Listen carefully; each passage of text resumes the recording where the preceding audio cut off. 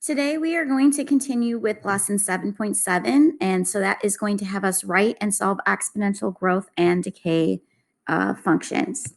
So just a quick reminder, we talked about this yesterday in class. Exponential growth is the model A equals P times the quantity 1 plus R raised to the power of T. So let's just refresh our memory again one more time on what these variables mean. P stands for the initial amount. So anytime I'm investing a certain amount of money, or I'm starting off with this amount of money, or I'm starting off with this amount of whatever, that's your initial amount. That's going to be for the P value. R is going to represent the rate. Now, in the problems, you're going to be given the rate as a percent, but we need it as a decimal. So we need the percent as a decimal. So remember, that means that we can either take the percentage that's given and divide it by 100, and that gives us our decimal, or we take the decimal, which if I say something is like 3%, technically your decimal is at the end of the 3, and you would move it 1, 2 places. And so 3% is the same thing as 0.03. So 2 different ways to think about writing percent as a decimal. T stands for the amount of time. Could be years, it could be months, whatever that value is representing, that's representing T for time. So with that reminder, let's go ahead and take a look at this example. It says, since 2005, the amount of money spent at restaurants in the United States has increased about 7% each year. In 2005, about $360 billion was spent at restaurants. If the trend continues, how much money will be spent at restaurants in 2015? So I know that I'm going to be using this exponential growth model because of the word increase. Hopefully we're all okay with growth means getting bigger. Well, increase means to get bigger. So I'm going to identify the 3 key components that I need to then plug into my model. So it says that we have about a 7% increase each year. Well, 7% is representing the rate, but remember, I want to write that as a decimal. So you can take 7% and divide it by 100, or the decimals at the end of the 7, move it 2 places to the left, and we should have 0.07. In 2005, about $360 billion was spent at the restaurant. So that's going to be the initial amount because we are talking about 2005, and they're giving me that amount for that year. So now if the trend's continuing, how much will it be in 2015? Well, time, once again, in this case, is representing the amount of years from 2005 to 2015. So we have to understand that our answer for time is not 2015, but to get that amount of time, we want the difference of those years. So 2015 minus 2005 tells us the years between them. And so that is a 10-year span. So 10 is going to be our T.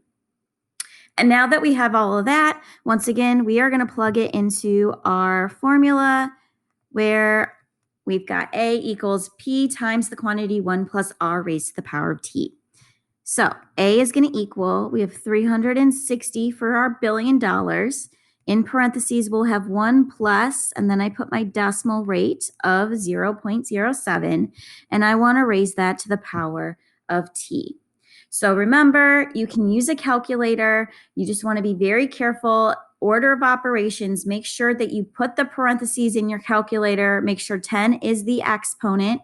So let me do this really quick. 360 times 1 plus 0.7 in parentheses raised to the power of 10. So it looks like we are going to then have 708, and it doesn't say exactly how to round it, so I'm going to just round it to 2 decimal places like I would if I had money. Sometimes it might specifically tell you how much to round it to, so just be very, very aware of the problem. So I've got 708.17. This is dollars, and this is in billions of dollars. So I'm going to write the word billions after it. So this would be my answer. We know that we did it correctly because we're talking about increasing, and this number that we got is much bigger than what we started with which was the 360 billion. All right. Another formula that we talked about yesterday was compound interest. So remember, P, just like before, is our initial amount. R is still representing the rates, but we want that as a decimal. T is still representing time, but now we have this new variable of n, and that is the number of compounds. So you know that you're going to be using compound interest when you see the word compounded in the phrasing of your words or of the word problem.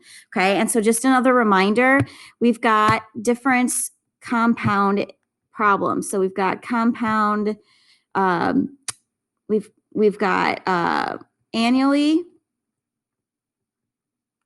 and that's when n equals 1. We have it when it's being compounded semi-annually. Oops. And that's when n equals 2. So think about it like an annual sale, it's happening one time a year. Semi-annually means that you're taking 2 times per year. If I want to compound quarterly, well, there are 4 quarters in a dollar, so that's why n equals 4. And if I want to compound monthly, well, then n equals 12 because there's 12 months in a year. Usually those are the 4 different phrases that we will see. So let's take a look at an example. It says you deposit $1,050 into an account that pays 2.5% interest compounded quarterly. What is the account balance after 6 years? So the fact that it's using this phrase of compounded and it's telling us quarterly, we know that we want this compound interest formula. So I got to identify all my key pieces. So I want P, R, N, and T. So it says you deposit $1,050. That's my initial amount. 2.5% is my rate. I need to change that as a decimal. So once again, divide that by 100 or move the decimal, which is in between the 2 and the 5, 2 places to the left. So that gives us 0.025. N is going to represent what the compounding is. So since the word is quarterly, remember there are 4 quarters in a dollar, so N equals 4 in this case. And then it's asking about after 6 years, so that's going to be our T. So we have everything that we need. I'm going to once again plug it into my formula, which is right up here. So we'll start off with our initial amount.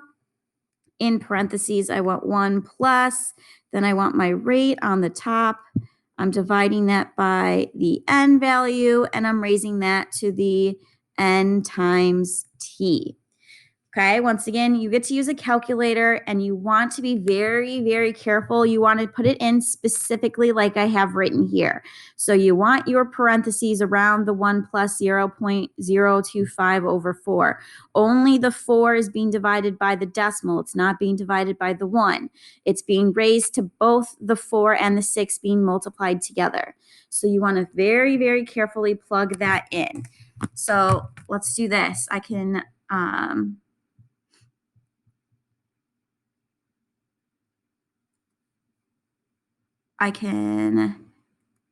you do the calculator here for you.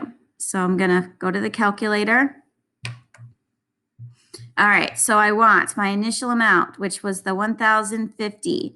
Then I'm going to do my parentheses. Then I want 1 plus, and now I want my fraction. So over here's my fraction. I want 0.025. Divide that in the denominator. There's 4. I'm going to arrow outside of that fraction, close the parenthesis.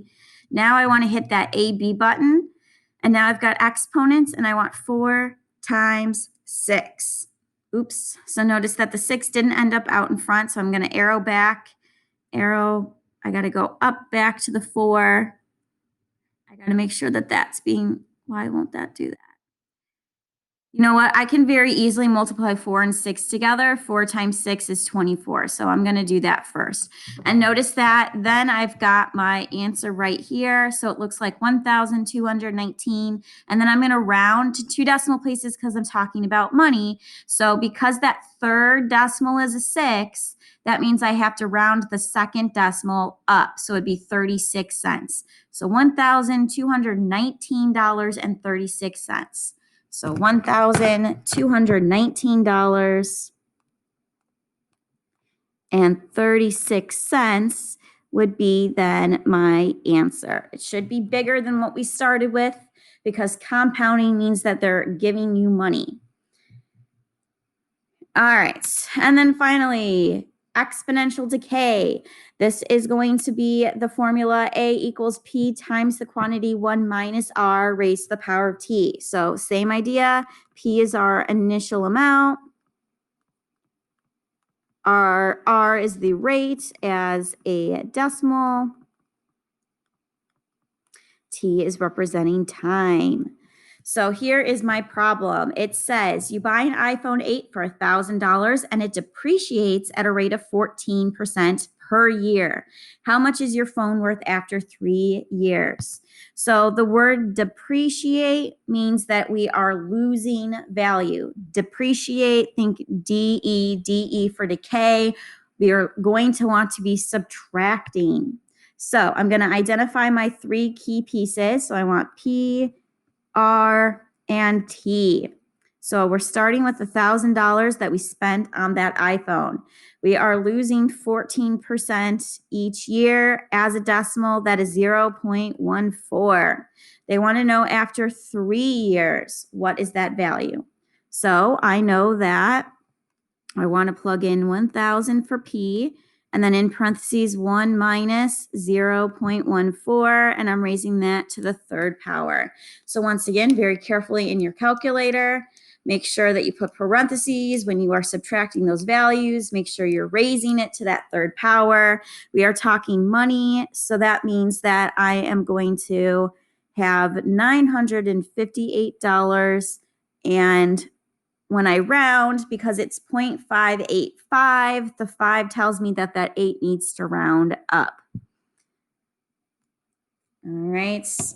So this would be how much money your phone is after 3 years.